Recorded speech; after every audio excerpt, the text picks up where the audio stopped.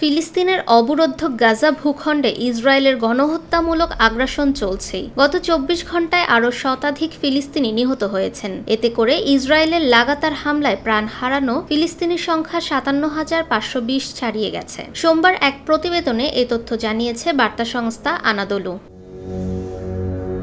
বিবৃতিতে বলা হয়েছে, গত ২৪ ঘণ্টায় গাজার বিভিন্ন হাসপাতাল থেকে আরও ১০৫টি মৃতদেহ উদ্ধার করা হয়েছে। আহত হয়েছেন অন্তত ৩৫৬ জন। এ নিয়ে ২০২৩ সালের অক্টোবর থেকে শুরু হওয়া ইসরায়েলি আগ্রাসনে মোট আহতের সংখ্যা দাঁড়ালো ১,৩৬,৬১৭ জনে।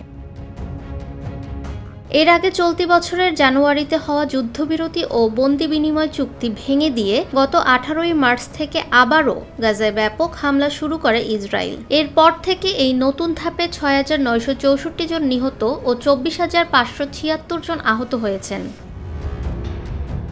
ফাহমিদা বিনতে আনোয়ার, নিরপেক্ষ।